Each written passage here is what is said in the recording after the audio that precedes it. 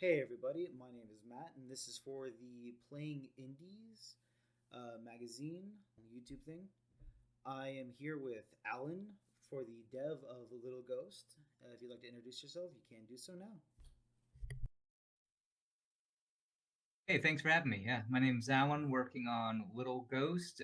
It's a mixed media Metroidvania with a demo coming out in 1 month. All right, yeah, that's really cool. I've seen the game. I've seen the game on your Steam page, and I've seen it out online on your Twitter. I love the music, by the way. I love the artwork. The little ghost character. I'm in love with it.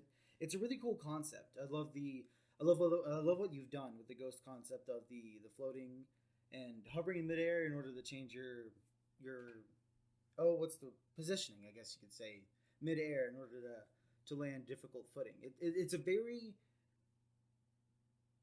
interesting concept, I guess you could say. It's not bad. I love it. It's something you don't see very often, and I think it's something that's going to be very fun to play around with because of the setting you've got. It's very playful. The entire thing is very playful. It's very cute, which is why I'm very interested to hear more about it. Can you tell me about the inspiration for Little Shelf and the bookshelf world that it appears to be? Sure, yeah. So it's definitely cute. The ghost is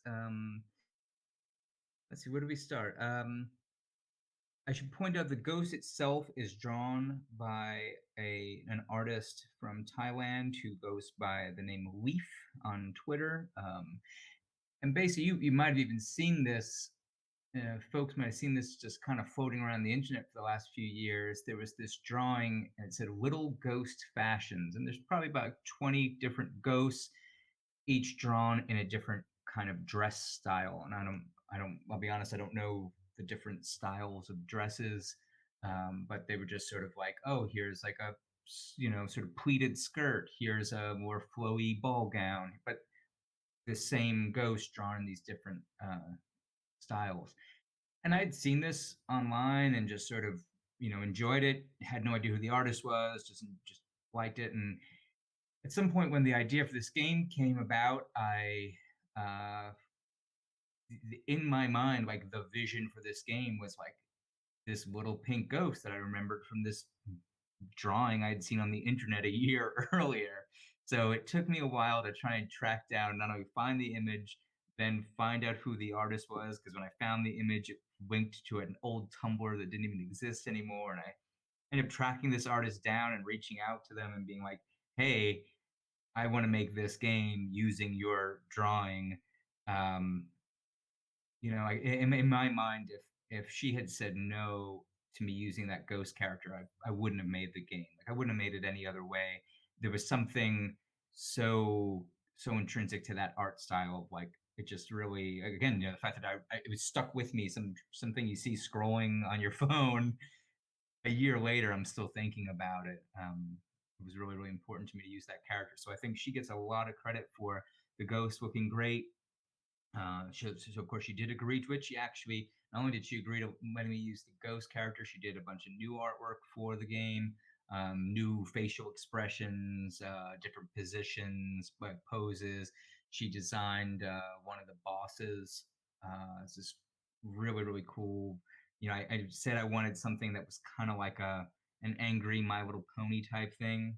I'm not, you know, that which I didn't realize going onto Twitter with anything like Ponywise opened myself up to a bunch of unexpected attention from that direction. But it was really just I wanted something that was like it's a unicorn character that I thought would be funny if it was kind of like cute but angry. And she did this amazing drawing for that. What else? She designed one other character. There is like an NPC that she designed as well. But so she's fantastic. You can check her out. As far as the game itself, I mean, I'm probably older than you are. I played a lot of video games when I was younger, and then I had many years where I was completely out of that, and I've been doing totally different stuff. My art career has been, gosh, I mean, I've done I've published books and done podcasts, and I edit a lot of videos. I've done like a documentary. I've done a bunch of stuff that's just been kind of exploring different types of media. And then a few years ago, I met a woman who was really into video games, and uh, hanging out with her, and I mean, and now she's my partner. We've been together for years, but hanging out with her, playing video games again after a number of years, I just really remembered what I liked about it. But I came to it not with like a, oh yay, I want to play, but at this point, I mean, I'm a working artist, so it's like, hey, I'm really enjoying this experience of playing games again, but I'm able to identify what do I like, and it's like, okay, I love platformers. I really like that aspect. Playing playing Hollow Knight for the first time, playing Undertale, playing all these things that sort of have become these major games. For me, I'm just like relating them back to what I knew when I was younger, and seeing that sort of quantum leap of what's able to happen visually in a game. And when I sat down to try and figure out about being a game developer, like, is that something that I can do? I literally I read a book on C sharp. I downloaded Unity. I got some sort of doing to watch some tutorials. Basically, just want to see, hey, can I implement my art style into a game engine? Does it even work? And tested some stuff out, and I was like, oh, okay, yeah, this works the way I expected it to. Obviously it's not easy. There's a ton there's a ton of new stuff that I've had to learn, and stuff that I had to partner with people for. But just to see, as far as, could I get that visual style to translate into a game, could I make this happen? And I've been really, really happy with the results. um, that's maybe, just sort of some backstory as far as like the bookshelf, the kind of world that this takes place in. I mean, again, I've done a lot of book publishing. I've been an editor on a number of books. I ran a sort of artist collective that put out different types of media. So playing with books, gosh, this summer, like, I edited a book while I'm having all these ideas about the game. I'm also part-time was editing this book, and which is all about philosophy, esoterica, kind of stuff that I work with. And there was something just became clearer and clearer to me. This thing that started as, hey, here's this pencil drawing in a sketchbook world, was like, well, what if I can incorporate other types of books? Oh, and it doesn't just have to be a sketchbook and pencils and erasers. What if we had something that's more literary, something that's more serious? And it just kind of kept growing. And then I very quickly realized, again, so much of my work has been exploring different types of media. uh, it's so different to work on a book versus working on a video versus working on a video game. um, I really wanted to play with that. So this little ghost world has elements of, there's a point where you can, I kind of describe it almost like a Gumby, like Gumby like goes into a book, or I don't know, Blue's Clues, goes into a book and all that sort of stuff. So if you could go, what if Blue's Clues could not just go into a book, but could also go into a cell phone, or could also go into a computer? What would these different experiences be like?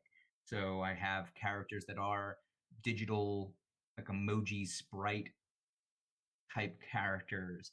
Then I have things that are like really paper. I mean, man, I've ripped ripped up so much paper and scanned it and photoshopped it over the last year, um, just to get all these different little effects. And yeah, it's just been a hell of an experience. Alan, there's a lot I gotta say, but first and foremost, I've gotta say you are above all a man of passion. I mean, tracking down the artist, asking them politely, and even having the resolve to respect their decision, to have already made the decision. If they said no, I'm not gonna do it because that's their character. But having the determination and then growing this idea, fostering it, your background, your history, where you come from, what you do, the inspiration for the game, and how that world's grown. That's amazing. That's commendable. I've got to say I'm very impressed. That's amazing. I honestly, Thank you. Thank you. I really don't know what to say. That's that's great. The way that you're able to acrobat between things, and I do agree with what you were talking about, the Gumby, the Blue's Clues thing. I love Gumby. I love old cartoons, and I've seen my fair share of them. So I get it. I understand what you're going for, and it works. It honestly does. The visual idea of you ripping up just paper and tossing it onto the copier and photoshopping it. You know, it just it speaks levels to what you're willing to go for what you want to make. You're determined, and you know I've got to commend it. Oh, thank you. I think thank you. Yeah, it's a ton. Like, I mean, I'm sure all types of game development is a ton of work. I see people doing things that I'm completely blown away by. You know, signing up for Twitter and really kind of getting a better sense of this game development world. I see people who are doing amazing things every day, and it feels like it's such a source of inspiration. So yeah, I thank you for your kind words, but I almost feel like I want to say that I'm so impressed with things on a really wide scale, and I think seeing what people are doing. It's funny because from my side, I always feel like, oh man, my thing, you know, isn't as flashy as a lot of these other games, or so we have, you know, this is a very different perspective on my side. I'm just like, oh damn, this guy did some really cool thing, and I don't know how to do that. But I do, yeah, I do have my skills. I do have, I think, a fairly unique set of skills, um, and which is why this game is gonna be. It's weird. I know this game looks weird, but it is. It's uniquely my style. I think to a certain degree, uh, just because of I have a I do have a sort of background that probably most people don't aren't coming to their games with. You know that's man. You know I don't know what to say about that, but I have to agree. You know your circumstance, the skill set you bring, what you've gone through. I am glad that you did bring up that unicorn character because I got a glimpse of him a couple times during the trailer that you have on your Steam, and I wanted to know because I was like, oh cool, it's a unicorn, you know, fantasy book type setting, you know, it makes sense. But as I watched the video, it just looks so upset. It looks so angry, and then compared to our little ghost friend, I was kind of concerned. But you did touch on our second question. In the trailer for Little Ghost, I could see a lot of different art styles for or styles of artwork. Any particular reason for so many? And you did correct me earlier, and I do thank you for that. For the well, what's the art style? No, I've forgotten it again. It's mixed. Oh, you want to say mixed media? Mixed media. So Thank you. mixed media, yeah, mixed media is an expression that often gets used for like collages and stuff, right? Okay, you know, if someone's a painter, an illustrator, but maybe you've done a drawing, but then you've pasted in like you know, you cut out some paper and you paste that on, or you have a 3D object. So it literally just means a, a combination of different types of media. And said that's I think in an art world that's really used more like, oh, here's some pencil, some paint, and you've cut out some paper or some physical object and pasted that on. Obviously, I'm doing most of this in Photoshop. It's almost like a it's like a simulation of that, right? So I the game has how should I say, like, I don't want to say I'm going for like a, you know, a photorealism, because that's obviously not the case, but um there are elements of that. So like, dude, I've done for this game, I'm in a bunch of photography. So like, so there's some things you can scan, but then there's some things I really had to like photograph. Okay, uh, taking old little army men, and so the ghost is like an inch and a half tall. So it exists in this really, for me, really interesting scale. Everything being small, stand the platforms might be a paper clip or a piece of paper or things like that. So it's this really small scale, and then again, so maybe photographing an army man. Gosh, my partner is an artist who mostly does fiber arts, but she had in her classes she had some stuff that she was doing of kind of like sculpting stuff. So she had made this little oh gosh, I don't know how to describe it. It's like a felted little gerbil. It's this cute little thing she made. And basically, it was just something she had made for class and cute for the house. And I just kind of kept looking. I was like, this is like the same size as this character. And could I do something with this? And I decided to make a little paper platform and kind of hut for this thing to stand in, and took some photographs and were able to animate it. And so mostly using Photoshop, and then whether it's scanned, photographed, however the media is being sourced, even using things. I've used a lot of how would you say, like public domain artwork stuff from 100 years ago. There are a lot of resources online where you can find these old newspapers and magazines that have been digitally scanned in, and they're totally available for with no copyright or anything. Okay, taking those and chopping those up, putting those pieces of art into this. And really, I kind of think of the whole game as like an interactive collage. So when you're saying there's so many different styles of artwork, it's something where I want that the difference of styles to kind of both complement each other but show a progression through a stage. Think about like your Metroid, for example. Okay, you're in the fire area, now you're in the water area, now it's like slimy, bubbly junk. You kind of get a sense of like terrain in these old pixel games that are done as thematic visuals. And I thought, okay, if you're exploring this bookshelf, you can say, hey, this book is an older book. We're going to see some of these old paintings or old illustrations.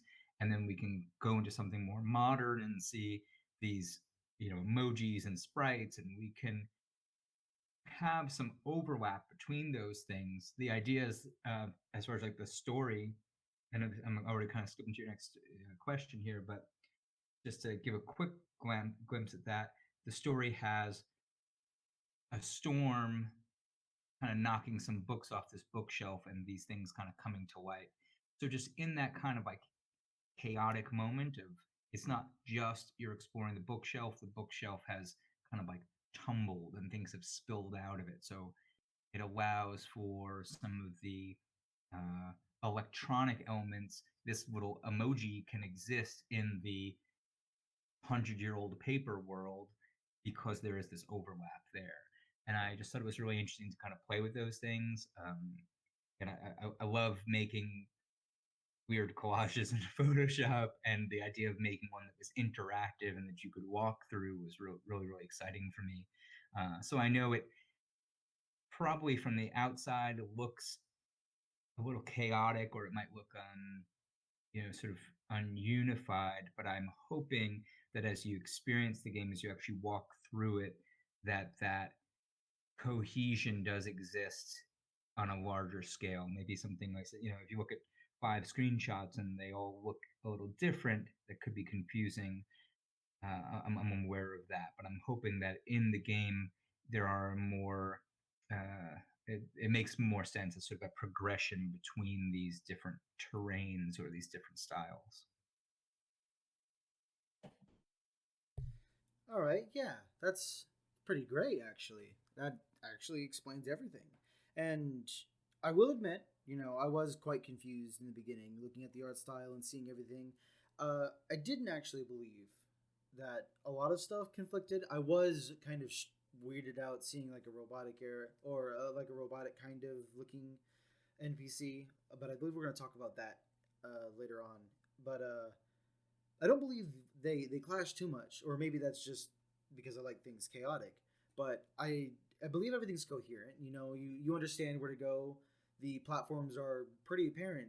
They're very hard to miss. They look the same, so you don't really have to, or they look the same for certain areas, I should say. You showcased a lot of them in your trailer, and I don't know if you plan on doing any more work, or if there's like a final, or if that was like a final look, if or what stage you are in Sure. development. Sure, yeah, go ahead. Can I speak to that for a second? Sure, yeah.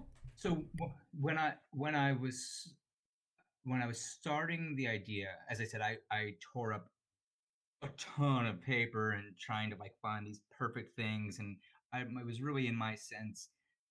Gosh, my original vision for this is a lot weirder, a lot more. Like I know the game looks weird already, but my original vision was a lot weirder and a lot more. I don't know, like undefined in the sense of like what is a platform, what can you stand on, and my vision was that it was each space.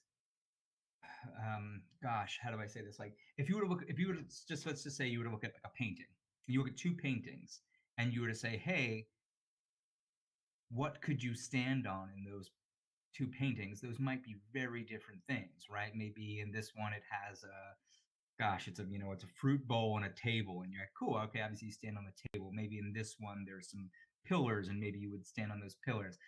And that was my original vision. And I had done some preliminary artwork and tests in that direction. And the first four people I showed it to all said, I'm a little confused as to what you can stand on, what you can't. And that was part of the appeal for me, but I admit that that was immediately like okay, I don't want my players to be confused. So what I've done for this demo is I have made the platforms themselves fairly consistent. So there's like this one piece of brown cardboard that I've used a lot because, hey, once you have stood on that, you know that is consistent. And I know I can jump from one of these to the next of these, and I know how it acts. For example, I have you ever, like remember in school when you take like a spiral notebook and you rip a paper out, you get those like torn kind of like spirally paper edges. So I did some of that, and I made those are the platforms that when you stand on them, there's the falling platforms. Again, classic platformer stuff. Hey, you jump on this platform and it falls out from under your feet, after a split second or whatever.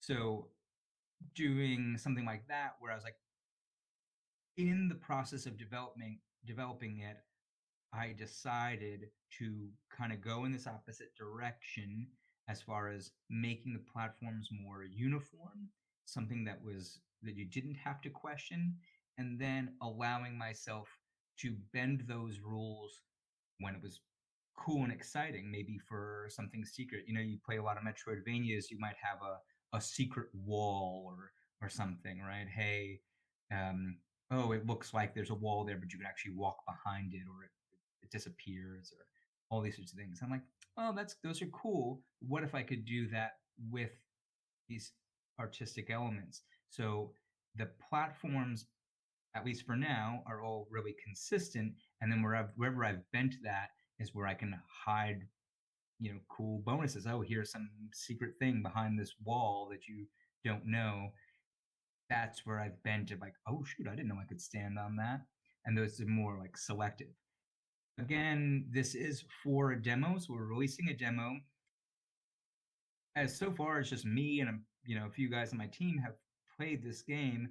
I'm really interested to see, once people play this game, how they feel about that. If it's something that is, if people are still confused, then I'll have to kind of adjust. If people are like, hey man, this is totally makes sense and there's no question and I feel comfortable and I would actually feel comfortable with more variety, then I will go in that direction. So that is somewhere that I've landed, where the backgrounds, the world can kind of adjust, but I wanted the platforming elements to be something you didn't have to question or ever think about. You should never have to say, "Oh shoot, I have to jump right now. What can I land on?" Making those consistent was a decision that again I'm open to adjusting that. Uh, a big part of putting out a demo is to get feedback and see what people's experience is outside of my own head. I have no way of knowing yet what how people will feel about those things, and I'm totally open to adjusting those based on feedback. I have to say, I really respect that. You know, you say it yourself. The purpose of the demo is to get feedback. It's not to fit your vision. You're comfortable bending it and changing the way you want everything to look, so it's easier for people to play. I really respect that. You know, it takes a certain type of dev in order to compromise something like that. Yeah, it's good to have your artistic vision, but you know, keeping in mind the players that are going to play your game are also something very important. I would like to go ahead and move on with our interview. And question number three: what can you tell me about Little Ghost? Now you've already talked about how Little Ghost came to be and what you went through to get Little Ghost for the game. But what's Little Ghost's story? Is there anything you can tell us now? Is there anything that you can tell us about Little Ghost right this second? Like anything at all, or is it Sure. just Yeah, sure. So the character itself, um, I don't. I guess I don't want to. I don't want to say or can't say too much about the character itself because that, and not because I got. Oh, I don't want to give it away, but there is the ghost itself is. Hey, this is a drawing. You start the game as a drawing that has come to life. Oh, you're literally like in a sketchbook, and you wake up in the sketchbook, and okay, now you can maneuver around the world. Um, who is that person? You know, who is that character? Well, that character never has spoken dialogue. Um, I've seen that in a lot of games where the player themselves, you never see their dialogue, and I like that because that I think that allows players to kind of project onto the figure. I think especially with this really simple drawing, I know it looks like this could be a kid's game, but it's not at all. I want that, or maybe if you're a younger person, you want to project that onto the game. That's fine. I want that the ghost is essentially you. Uh, they don't have a story per se. The story will be in the characters around them, in the world. There is a story unfolding around them, but the ghost itself, I feel like by leaving that sort of empty space allows the player to assume the role that it's whatever they're bringing to it. Obviously, we don't have the experience of being a drawing, but I think you get what I mean. This, as far as the story of the world, so like I said, there is this storm that comes through. It's kind of like a classic. It was a dark and stormy night, but this is something magical has occurred. Uh, we know from the onset that there is something involving the moon. There is something involving this lightning strike, and while it's not in the demo, it's something I've considered making for like, maybe a final game. Is an animation of say like a it's a desk. Like I said, it's inside of a room. Here's a desk. A lightning strike has come in and struck this book, or maybe it's just the implied lightning. Uh, but these things have kind of come to life. So it's a room at night. It's a desk with a computer and a bookshelf and a garbage can and all these different kind of spaces you might find around maybe where you if you kind of look around you right now and you imagine this little creature running across your laptop. uh, that's kind of like the setting, right? But all the things on this desk have come to life. So I have, I said, paper clips and pencils and uh, characters from books. All these things have come to life on this night, and then they have very real experiences. So this storm that has sort of brought the ghost to life. You go into this town and you find that a lot of these people in this town are kind of devastated. That's you know, I think in real life we have a hurricane comes through and destroys people's homes or floods their town, or whether ruins their property or takes their lives or injures folks. Storms have this magical connotation, but they are also very serious. So I wanted to kind of play with that. So it starts off like, hey, cool, magic storm, I came to life. And then you go to this village and you find some of these NPCs that are like, hey, my home was destroyed, can you help me out? Or I'm completely displaced. I belong in this cell phone world, and now here I am in this book, and I'm lost.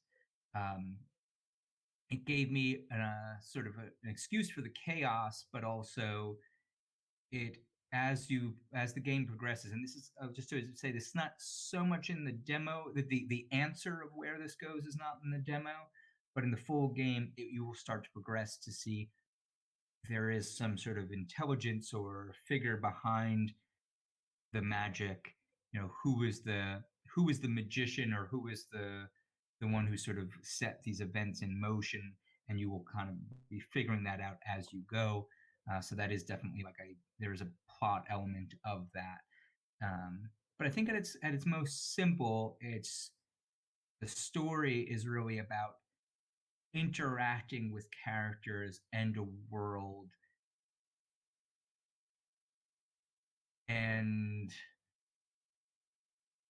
allowing, again, but while there is a very much there is a plot, it's about allowing for very it might sound weird for like little drawings and emojis and stuff, but allowing for very human interactions, allowing for things that you might experience in real life, interactions you might experience in real life, gamified. Hey, my home was destroyed by the storm, and now I need help. That's a quest. That's something that you can then turn into something that the ghost can then go do. So there's like a ton of quests and stuff like that. There's gosh, there'll be like a in the full game, I have a sequence where like people have these, I don't know why people have these like weird spy devices in their house, like Alexa, or I don't know, these sorts of things, like the voice activated stuff that sits in your house. So okay, there'll be one of those, and you come across this electronic device, and it's like, hey, I want this piece of information. So for example, you'll have one of the quests will be like going into the paper trash can under this desk, finding some slip of paper with the dude's credit card number on it to give to this electronic surveillance device, who just wants as much information as it can consume. Things like that, allowing for like political commentary, allowing for very very real human interactions, and reminding us sort of like what are the real challenges. Hope that answers your question. That does answer my question. That answers my question completely. I do actually understand completely. Leaving little ghosts not to speak, allowing the characters to make up whatever reality they want about little ghosts, or even projecting themselves onto little ghosts. The idea of the characters coming to life spontaneous is desirable. You want to know why. You want to know more. You want to keep playing. You want to uncover why. The NPCs, the dialogue. That was what we're going to be talking about in our next question. Actually, that was our last question. You've already touched on it, and we can continue to touch on it if you'd like. But I have to commend you. I love the world you've built and the way that you've explained it. You experience the world as Little Ghost, but not with Little Ghost dialogue, but while going through and dealing with what has happened after this storm, talking to these people, experiencing their hardships, taking part in their lives, learning what their story is is something that you can do along the way with finding out why. And you've given, like you said, there's quests, so you've given us a lot of opportunities to learn about these NPCs and these characters and this world that you created. And honestly, I have to say, I'm very excited. I have to I have to say I'm super excited. You know, it looks like it's going to be a very interesting and albeit very unique game that I'm going to be playing. Well, thank you. Yeah, I really hope these ideas translate. I know some of them are bigger ideas, but I think at its core, I've really tried to balance that. The gameplay is, yeah, I just really hope it translates. You know, like I said, the gameplay should be fairly easy to comprehend. Hey, you're jumping, you're avoiding enemies, you're going on these quests, you're doing these different things, but to allow for a kind of bigger picture to unfold in there. I'm really excited to see. And again, when we talk about the demo as a place to get feedback and see what works, what doesn't, in the same way, as much as I mean, I have ton of notes and drawings, and I have this full game pretty well fleshed out in my head. But I'm really open to seeing how people respond to things, and kind of making adjustments there. But I do feel really really good about this world. Like it's a world that feels good to live in. Again, even though it has tragedy or challenges, I think that's something that, as I said, I love Metroid, but I'll be honest with you, I don't like being in that world. Oh, it's like bugs and slime and like it's not. I don't know. It's like this like really specific sci-fi world that um, is cool, but I don't want to like live in that space, right? Even Hollow Knight is an example where the artwork is gorgeous, and God, I loved that game. I'm so to say, I'm not saying anything bad about it, but that's sort of like overly like moody sort of vibe that you get from it is not I'm a real person. I experience depression and highs and lows, and I have my own troubles and dealing with life, and I don't. I have a tendency to go into those dark places in my head. I don't necessarily want when I play a video game to be pulled in those directions as strongly or as explicitly. And that's not to say again that there's that Little Ghost is an overly cheery game or anything like that, but I really wanted to focus on a world that I wanted to spend time in. As I said, I kind of got back into video games a few years ago after this absence, and I was devouring all these games and really enjoying the experience. But I kind of kept coming up with this sort of obstacle of where I really want to spend my time is this world that I can see in my head, this really specific world of the little ghost. And I wanted to create it so that I could share it with people and let them spend time in this world. So I really do hope that translates. I guarantee that will translate.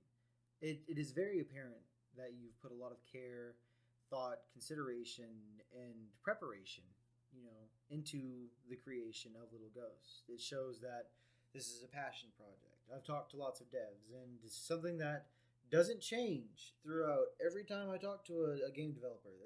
They're always passionate about their project, and they have to be in order to get it done. And it's something that I've seen it tons of times, but each person's resolve is absolutely amazing. And I've got to say, I really, really am looking forward to what you create. I think you have something fantastic here, and I believe that it should be shared.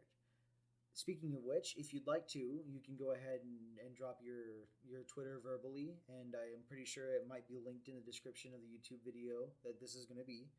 So if you'd like to go ahead and give that a shout, or anything else that you'd like to give a shout, go right ahead. The demo and the game release date would also be a pretty good tip. Sure.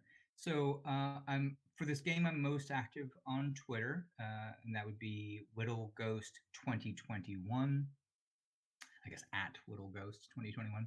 I did make a website for the game. So if you're not on Twitter and you want to go sort of safe landing space, there is little-ghost.com. Little-ghost.com. I've got links to all the stuff there. There's a sort of nice hub. You can see the trailer, see some screenshots. But the thing that I'd really like people to do is click on the link over to Steam. As I've been learning about game development, I've also been kind of learning about what are the, I don't want to say marketing, but also like how do people find games? How do you make it so that people can find this, enjoy it? You put all this work into creating the world, and how do you actually get people into it? And what it seems to come down to again and again and again is there is like one metric that really decides whether or not your game is going to even be seen by people, and that is Steam wish lists. So I ask you, if you're at all interested, check out our Steam page. Please wish list it. And I would even put that out for like if there's any game you see a game developer out there making something and you are interested in their game, take the 5 minutes to go through that step because it is so important in this process. It's literally will tell the algorithm, oh, there is interest here, and it will show it to more people. And if no one's clicking this wish list, then no one's going to see it. So both I did make this 16-page booklet. So I did it in the style of like an actual old Nintendo style, like that, those dimensions. And I have a bunch of old game booklets that I've just kept over the years, and they're various states of, of disrepair. But I love like the artwork of them, and it's something I was always really excited about to like get a game and just flip through the booklet and see the stories, see the characters, see the like power ups, see what all that sort of stuff. So it's like, cool, I'm gonna make that. So that's free. It's both on my site, little-ghost.com. It's also on our Steam page. You can download it through either of those, and that's totally free. And our game comes out May 26th, and that will be a demo. It's done as a kind of what they call a vertical slice, right? So I literally have a map drawn out of the whole world, and what you're going to see is about like a fifth or sixth of that world, and it's literally like there might be certain passageways that are blocked off, but this is what will be essentially the first hour or two of gameplay in a full game. And again, even though things might be adjusting or whatnot, a lot of things will be are sort of set in stone as far as I don't mind changing platforms and changing the difficulty setting or some art tweaks and all that sort of stuff. But as far as the world and where this is taking place and what this demo represents, that's pretty much like decided. So you will be able to play between an hour, depending how strong of a platformer you are. I would say it would take you between an hour and 2 hours. There are parts that are difficult. If you want to, it has a beginning, middle, end. It has like a finished, like there's a finish line in the demo. There's a, hey, these are how many things you can collect. When you get to the finish line, it'll say, oh, okay, you're missing, 5 things. If you want to go and explore and collect everything, if you're one of this perfect, you need the 100%. That's something you can do in this demo.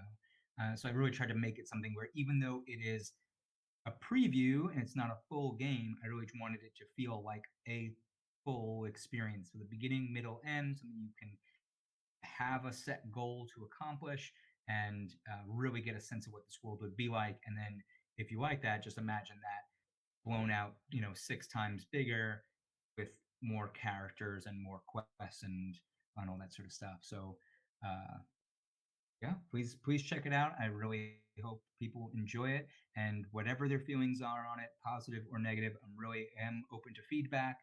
That is again the point of releasing a demo now. This is a really specific vision I've had in my head for the last year and a half, 2 years. I don't know. It's been so in my head. I really wanted to put it in people's hands and get their take on it. So I'm totally open if you have an idea or if you get to play and you're like, man, this part sucked or this part was great. I would love to hear that. Please contact me either through Twitter or through the website little-ghost.com. All right. Well, thank you so much. I do really appreciate your time. Thank you for meeting with me. Thank you for answering the questions. And thank you so much for talking about the game. Like he was saying, the demo is going to be coming out as well as the wish list. Go wish list that on Steam. I've already done it, so I expect you guys to as well. I don't believe there's anything else we're going to cover, and I don't think there's anything else we need to say. So thank you guys and everyone else so much for attending and watching, and have a nice day.